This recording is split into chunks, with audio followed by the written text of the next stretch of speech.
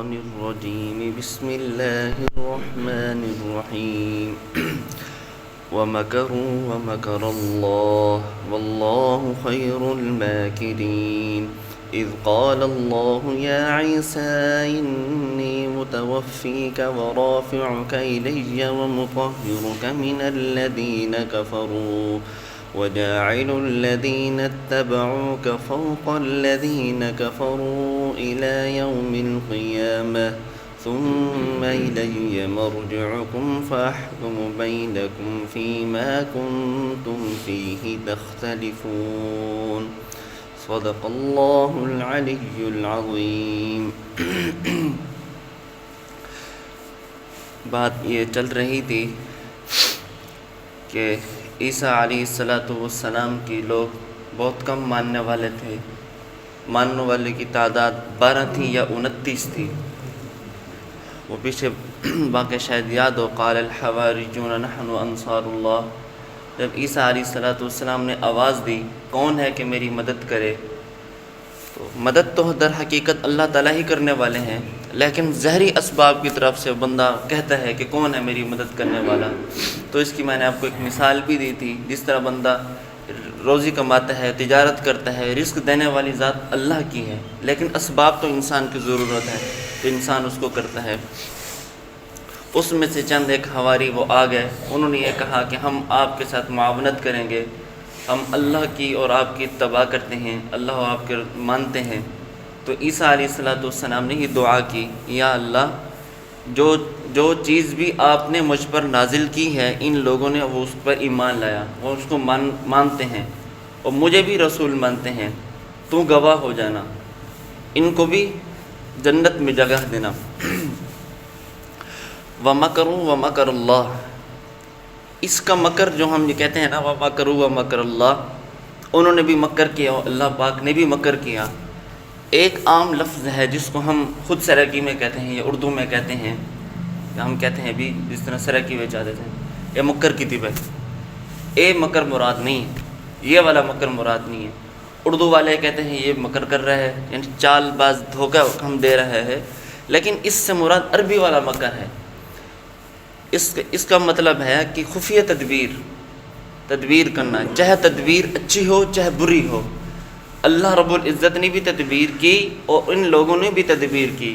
اور ان لوگوں نے کیا تدبیر کی؟ انہوں نے یہ دیکھا کہ اب عیسیٰ علیہ السلام کی دعوت چل رہی ہے، لوگ آ رہے ہیں، اسلام کی طرف آ رہے ہیں، ہمارا مذہب مٹتا جا رہا ہے، تو یہ کیا ہے؟ انہوں نے یہ مکر بنایا. انہوں نے شور مچایا، بڑی زور سے نعرے لگائے، گلیوں میں محلوں میں. انہوں نے یہ کہا کہ یہ بندہ ہے، یہ ہمارے باؤ اجداد کے دین کو بے دین کر رہا ہے، ہمارے مذہب کو مٹا رہا ہے، اس کو پھانسی دو، فلان کرو. شور مچاتا چلتا گیا. اس وقت بادشاہی روم کی تھی. صوبہ تو شام کا تھا لیکن بادشاہی اس وقت روم کی تھی. روم کے لوگوں نے یہ کہا، لوگوں نے جا کر گورنر کو جا کر بتا دیا کہ یہ ایک بیٹا ہے، ایسا ہے نا کہ اس کا باپ ہے، اس کا نسب بھی پورا نہیں ہے. یہ آ کر ہمیں کہتے ہیں میں نبی ہوں، مجھ پر یہ کتاب نازل ہوئی ہے. حتیٰ کہ حالانکہ جو ہماری کتاب ہے اس کے اندر بھی یہ طویلیں کرتا ہے. جو چیز ہم پر حرام تھی اب یہ اس کو حلال کر رہا ہے. گورنر نے یہ ساری باتیں سنی. اس نے آ کر عیسیٰ علیہ السلام کو کہا کہ یہ لوگ آپ کے ایسے باتیں کر رہے ہیں، کیوں ایسا کر رہے ہیں؟ لوگوں نے پھر شور مچایا، نہیں ان کو پھانسی دو، اس نے ہمارے دین کا بیڑا غرق کر دیا. یہ سمجھ لیں اس وقت کے یہ یہودی، آج کل کے اہل بدعت لوگ، یہودی یہ چاہتے تھے ہماری مرضی کے مطابق دین ہو، اور آج کل کے اہل بدعت بھی یہ کہتے ہیں آج جو چیزوں ہماری سمجھ کے مطابق ہو، یعنی باتیں پیش کرتے ہیں وہ آپ صلی اللہ علیہ وسلم کی حدیث کو بیان کر کے وہ دین بناتے ہیں کہ حضور علیہ السلام نے یہ فرمایا، اس کو دین میں شامل کرتے ہیں، وہ بدعت کرتے ہیں. تو اہل بدعت لوگ بھی یہی کہتے ہیں ہماری منشا کے مطابق یہ دین ہو، ہم جیسے چاہیں جیسے کہیں ویسا دین ہو. یہودی بھی یہ کہتے تھے جس طرح ہماری مرضی ہو منشا اس طرح کا دین ہو. انہوں نے یہ ساری مکر کی. اب یہ آواز بہت اونچی ہو گئی. گورنر پریشان ہوا. اس نے مرکز کو خط لکھا، رومی کو. اس نے یہ کہا کہ بنی اسرائیل میں ایک ایسا بندہ ہے جس بارے میں یہ لوگ شور شرابہ ڈال رہے ہیں، یہ کہہ رہے ہیں اس کو سولی پہ لٹکاؤ، اس نے ہمارا دین کو ختم کر دیا. اب اس کے بارے میں ہم کیا کریں؟ ہم پریشان ہیں، اب کیا کریں؟ اس مرکز نے یہ کہا ٹھیک ہے، اگر اس ایک بندے کے چلے جانے کے بعد امن قائم ہوتا ہے تو امن قائم رہنا چاہیے، تو وہ کون سا ہمارے چچو کا بیٹا ہے، اس کو قتل کر دو، مار دو۔ یہ ان کی تدبیر تھی، چاہے اچھی تدبیر ہو چاہے بری تدبیر ہو، مکر کا مطلب ہوتا ہے تدبیر۔ انہوں نے یہ خفیہ تدبیر بنائی کہ ہم اب عیسیٰ علیہ السلام کو شہید کر دیتے ہیں، ختم کر دیتے ہیں، بات ہی ختم ہو جائے گی، یہ دعوت اسلام یہ نہیں چلے گا، ختم ہو جائے گی یہ بات۔ اب ادھر اللہ رب العزت بھی تدبیر بنا رہی ہیں، انہوں نے بھی تدبیر کی، خفیہ تدبیر کی، میٹنگ کی، ہم کیسے کیسے اس کو پلاننے کے ساتھ ہم عیسیٰ علیہ السلام کو ختم کریں۔ اب اللہ رب العزت اپنی پلاننگ شروع کرنے، اپنی تدبیر شروع کر رہی ہیں۔ کیسے تدبیر کر رہی ہیں کہ عیسیٰ علیہ السلام کیونکہ ایک کمرے میں بند کر دیا گیا تھا، ایک گھر کے اندر بند کر دیا گیا، چند ایک حواری بھی تھے، عیسیٰ علیہ السلام بھی اس کے اندر بند ہو گئے۔ اب انہوں نے یہ پہلا دیا کہ اب ہم دروازہ جیسے کھولیں گے عیسیٰ علیہ السلام کو فوراً ہم نے قتل کر دینا ہے۔ فوراً فرشتہ آیا، گھبرانا نہیں ہے، کیونکہ اللہ نے آپ کے ساتھ وعدہ کر رکھا ہے آپ کی حفاظت کا۔ تو اللہ رب العزت نے صحیح سلامت بالکل ٹھیک کر کے اللہ رب العزت نے گھر کے اندر ایک روشن دان تھا، اس کے اندر سے نکال کر آسمان پر لے گئے۔ جو بندہ جس کا عقیدہ ٹھیک ہوتا ہے مسلمان کا، وہ یہی چاہتا ہے کہ عیسیٰ علیہ السلام زندہ آسمانوں پر ہیں۔ قرآن مجید کے اندر بھی یہ ثابت ہے، احادیث متواتر سے بھی ثابت ہے کہ عیسیٰ علیہ السلام کو اللہ رب العزت نے تا حیات کے ساتھ زندہ، روح بھی زندہ تھی، جسم بھی زندہ تھا، دونوں کے ساتھ روح مال جسد اللہ رب العزت نے عیسیٰ علیہ السلام کو آسمانوں پر نازل اٹھا لیے۔ اب دیکھیں ایک بات یہاں سے بھی ثابت ہوتی ہے، عیسیٰ علیہ السلام آپ صلی اللہ علیہ وسلم کے صحابی ہیں۔ کیسے صحابی ہیں؟ تمام انبیاء علیہ السلام کی ملاقات ہوئی۔ یہاں واقعہ آپ نے کبھی سنا ہے نا کہ عیسیٰ علیہ تمام انبیاء کی ملاقات آپ صلی اللہ علیہ وسلم کے ساتھ ہوئی، اور آپ صلی اللہ علیہ وسلم نے بیت المقدس کے اندر تمام نبیوں کی امامت کرائی، کیونکہ تمام انبیاء کی جو زندگی تھی وہ برزخی زندگی تھی، کیونکہ وہ دنیا کی زندگی سے تو فوت ہو چکے تھے، تمام انبیاء دنیا کی زندگی سے فوت ہو چکے ہیں۔ عیسیٰ علیہ السلام دنیا کی زندگی سے ابھی فوت نہیں ہوئے۔ ان کی ملاقات معراج پہ جاتے ہوئے آپ صلی اللہ علیہ وسلم نے ان سے ملاقات کی، کیونکہ اب ان کی ابھی اخروی زندگی نہیں تھی، برزخی زندگی نہیں تھی، برزخی یعنی آخری والی زندگی نہیں تھی، آخرت والی، دنیا کے حساب سے تو وہ ابھی فوت نہیں ہوئے تھے نا۔ عیسیٰ علیہ السلام دنیا کے حساب سے ابھی فوت نہیں ہوئے۔ اللہ رب العزت نے عیسیٰ علیہ السلام کو دنیا کے اندر ہی زندہ اٹھا لیا ہے۔ جب زندہ اٹھا لیا، ان کی وفات نہ ہوئی، باقی انبیاء علیہ السلام فوت ہو گئے تھے، تبھی ان کی فوت ہو گئے، تبھی جس طرح انسان کی طبیعت کے حساب سے فوت ہو جاتا ہے، یا کسی نبی کو قتل کر دیا، شہید کر دیا، ایسے ان کی تمام انبیاء علیہ السلام کی زندگی اس دار فانی سے جا چکے ہیں۔ تمام انبیاء علیہ السلام کا ملنا آپ صلی اللہ علیہ وسلم سے ثابت ہے، اور وہ صحابی نہیں ہیں۔ عیسیٰ علیہ السلام اللہ کے رسول کے صحابی ہیں، کیونکہ انہوں نے اسی زندگی میں ان کو دیکھا ہے، ملاقات ہوئی ہے۔ تو اس سے یہ کیا معلوم ہوا کہ عیسیٰ علیہ السلام ابھی آسمانوں پہ زندہ ہیں۔ تو اللہ رب العزت نے یہ تدبیر کی، عیسیٰ علیہ السلام کو یہاں سے اٹھا لیا۔ وَمَكَرُوا وَمَكَرَ اللَّهُ وَاللَّهُ خَيْرُ الْمَاكِرِينَ انہوں نے بھی مکر کی، اللہ رب العزت نے خفیہ تدبیر کی، اور اللہ رب العزت کی خفیہ تدبیر سب سے بہتر ہے۔ اِذْ قَالَ اللَّهُ يَا عِيسَىٰ إِنِّي مُتَوَفِّيكَ، جب کہا عیسیٰ کو انی متوفیک، ہم آپ کو پورا اٹھا لیں گے۔ اب کیونکہ مرزائیت کا فتنہ بہت بڑا فتنہ ہے، آپ نے سنا ہوگا قادیانی کے بارے میں بہت بڑی تحریک اور جنگ ہوئی تھی۔ ان کو آئین کے مطابق، پاکستان کے آئین کے مطابق ان کو مسلمان نہیں، ان کو کافر قرار دیا گیا ہے۔ ان کو اپنے اوپر مسلمان کہنے کا حق نہیں ہے، یا آئین کے اندر ان کے بارے میں بات درج کی گئی ہے، اگر اپنی عبادت خانہ، یہ قادیانی لوگ اگر اپنی عبادت خانہ جس کے اندر عبادت کرنا چاہتے ہیں، اگر اس کی شکل مسجد کی شکل طرح بناتے ہیں، طرز پر بناتے ہیں، ان کو گرفتار کر دیا جائے گا۔ اگر وہ مسلمانوں کی عید پر بھی خوشی مناتے ہیں، عید مناتے ہیں، تب بھی ان کو گرفتار کر لیا جائے گا۔ اس طرح کے واقع ہوئے ہیں، کسی نے پکڑ لیا ہے جو اچھا بولنے والا تھا، اس نے پکڑا ہے۔ یہاں ہمارے تقریباً میں نے 4-5 سال پہلے ختم نبوت کے بارے میں کورس کیا تھا، وہاں ایک آیا تھا استاد پروفیسر سے، وہاں میں وہ لیکچر دینے کے لیے، انہوں نے یہ کہا کہ میں نے اپنے محلے کے اندر ایک قادیانی تھا، وہ بڑا شرارتی تھا، ہر وقت لوگوں کو تنگ کیا کرتا تھا۔ یہ بھی لوگ کہتے ہیں، قادیانی یہ لوگ بھی یہی کہتے ہیں، لا الہ الا اللہ محمد الرسول اللہ، ہم بھی کلمہ پڑھتے ہیں، لیکن اس محمد سے احمد مرزا غلام احمد قادیانی کو لیتے ہیں، آپ صلی اللہ علیہ وسلم کی نبوت کو وہ نہیں لیتے، وہ آپ صلی اللہ علیہ وسلم کو یہ لوگ نہیں مانتے، نہ یہ خدا کو مانتے نہ نبی کو مانتے ہیں۔ خیر کبھی ان کے بارے میں آپ کو پھر بتاؤں گا، قادیانی یہ فتنہ کیسا کہ فتنہ ہے۔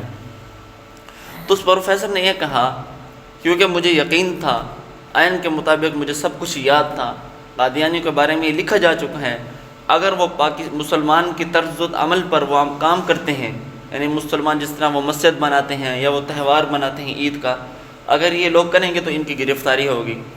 تو اس نے یہ کہا کہ میں نے اس بندے کو پکڑ لیا عید والے دن، میں نے کہا تو نے کیوں عید منائی ہے؟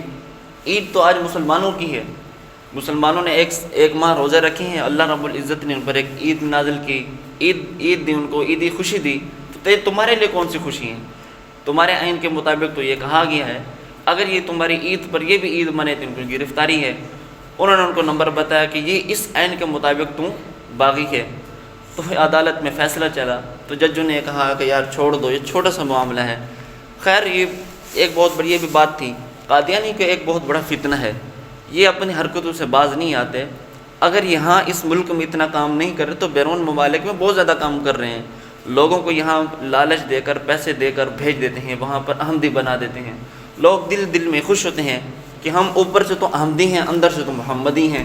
ایسا کبھی نہیں ہو سکتا، یہ نفاق ایسا کبھی نہیں ہو سکتا۔ جو بندہ یہ دل سے کہے گا کہ میرا یہ کام ہو جائے تو میں عیسائی بنوں گا، میں یہودی بنوں گا، وہ شریعت کے مطابق عیسائی اور یہودی بنے گا۔ اب انہوں نے پیسوں کی لالچ تک، آپ کبھی سرچ کریں، کبھی آپ اخبارات پڑھیں، آپ حیران ہوں گے کتنا لوگوں کی تعداد، بھوک اور پیاس کی شدت ہے، لالچ کی وجہ سے، پیسوں کی وجہ سے اپنا عقیدہ بدل دیتے ہیں۔ اور دیکھیں ایک بات ابھی میرے ذہن میں یہ، ایک تعلق ہے روح کا، ایک تعلق ہے جسم کا، دل کا تعلق اور جسم کا تعلق ہے، اور عقیدے کا تعلق دل سے ہے، جسم کا تعلق عبادات سے ہے۔ ہم اگر نماز پڑھتے ہیں، نماز میں کمی کوتاہی ہو جاتی ہے یا نماز نہ پڑھیں تو ہم کافر نہیں ہوتے، یہ بات معلوم ہے نا؟ اگر لوگ نماز نہ پڑھیں تو وہ کافر نہیں ہوتے، فاسق ہوتی ہیں، نماز چھوڑ دی، اللہ رب العزت کا یہ فرض تھا، انہوں نے فرض کو چھوڑ دیا۔ اب یہ تعلق نماز کا تعلق جسم کے ساتھ تھا، کیونکہ مشقت تھی، آنا تھا، جسم کو اٹھنا بیٹھنا تھا، ایک جسم کے ساتھ تعلق تھا۔ اعمال کا تعلق جسم کے ساتھ ہوتا ہے، عقیدے کا تعلق دل کے ساتھ ہوتا ہے۔ جو بندہ جس کا دل خراب ہو جائے، اب اس کو یہ سمجھ لیں، اگر ہماری یہ انگلی کو کاٹ دیا جائے ہمارے پورے جسم کو کچھ نہیں ہوگا، اگر ہمارا ہاتھ بھی کاٹ دیا تب بھی ہم سلامت رہیں گے، پاؤں بھی کاٹ دیا تب بھی ہم سلامت رہیں گے، آنکھ بھی ختم ہو جائے تو ہم سلامت رہیں گے، کیونکہ یہ جسم کے ساتھ تعلق ہے۔ اور دل کو تھوڑا سا بھی کچھ ہو جائے ہمارا پورا کا پورا جسم خراب ہو جاتا ہے، بال بند ہو جائے، ہارٹ اٹیک ہو جاتا ہے، کیسے کیسے مسائل پیدا ہوتے ہیں، تھوڑا سا بھی دل کو تکلیف ہوتی ہے پورے جسم کو تکلیف ہوتی ہے۔ اب اس سے کیا معلوم ہوا؟ عقیدے کا تعلق دل سے ہے، عبادات کا تعلق جسم سے ہے۔ اگر عبادات میں کمی ہو گئی تو کوئی نہیں ہے، اللہ پاک معاف فرما دیتے ہیں، بندہ توبہ کر لے اس کو حل کر دیتے ہیں۔ اگر عقیدہ خراب ہو گیا تو پورا کا پورا جسم بھی خراب ہو جائے گا، معاملات سارا کا سارا ایمان ہی خراب ہو جائے گا، کیونکہ انہوں نے اپنا عقیدہ خراب کر دیتے ہیں اس پیسوں کی وجہ سے، اس لالچ کی وجہ سے۔ جن لوگوں کا عقیدہ خراب ہے ان کا ایمان بھی خراب ہے۔ مثال کے طور پر ہم سب مسلمان ہیں الحمدللہ، ہمارا جو عقیدہ ہے، ہماری جو شریعت ہے وہ اعتدال کی شریعت ہے، معتدل شریعت ہے، اور اللہ پاک کو یہی پسند ہے، آقا کریم سرور کائنات صلی اللہ علیہ وسلم کو بھی یہی پسند ہے، نہ کسی چیز میں افراط کی جائے اور نہ کسی چیز میں تفریط کی جائے، مثال یا نہ ہی کسی چیز میں حد سے تجاوز کی جائے اور نہ ہی کسی چیز کو بالکل چھوڑا جائے۔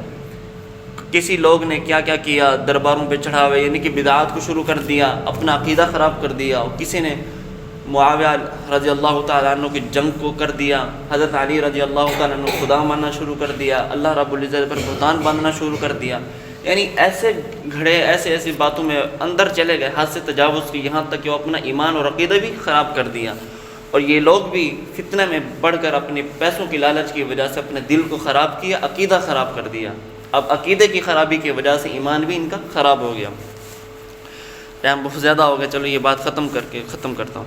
انہوں نے یہ کہا، کیا کہا کہ اللہ رب العزت نے کیا فرمایا کہ میں نے عیسیٰ علیہ السلام کو پورا اٹھا لیا۔ اور قادیانی یہاں سے یہ دلیل لیتا ہے کہ انی متوفی کا، دیکھو بھی تمہارا قرآن یہ کہتا ہے کہ عیسیٰ علیہ السلام کو ہم نے موت دے دی۔ متوفی کا متوفا لکھا ہوتا نا، متوفا شیخ متوفا، ان کی اس ہجری تک ان کی وفات ہوئی ہے، متوفا۔ اب اس سے مراد کیا لیتے ہیں؟ وفات لیتے ہیں، لیکن اس کا مطلب اس کا اگر مجرد کے اندر معنی لیا جائے تو یہ وفات نہیں ہے، اس کا معنی پھر وفا بنتا ہے۔ مجرد کے اندر یعنی کہ صیغے ہیں، اس صیغے کے اندر اس کو معنی لیا جائے مجرد کے اندر، اس کا معنی پھر بنتا ہے وفات نہیں بنتا۔ وفا کا معنی ہوتا ہے پورا کرنا، جس طرح قرآن مجید میں بھی آتا ہے وَهُوَ الَّذِي يَتَوَفَّاكُمْ بِاللَّيْلِ، یعنی اللہ رب العزت نے نیند کو توفا پر پورا کی، یعنی کہ میں تمہاری نیند کو پورا کرتا ہوں۔ یہاں پر یتوفا کا معنی پورا کر رہے ہیں، یہاں تم عیسیٰ علیہ السلام کے بارے میں تم وفات کر رہے ہو، یہ غلط معنی ہے۔ اس طرح حدیث مبارکہ میں بھی آتا ہے نا، الکریم اذا وعد وفا، یعنی شریف آدمی وہ ہے جو وعدہ کرتا ہے اس کو پورا کرتا ہے۔ اس سے کیا معلوم ہوا؟ وفا کا معنی ہوتا ہے پورا کرنا۔ اللہ رب العزت نے عیسیٰ علیہ السلام کو پورا کا پورا صحیح سلامت اپنے اوپر اٹھا لیا۔ انشاءاللہ باقی بات ہم کل کریں گے۔ وآخر دعوانا الحمدللہ رب العالمین۔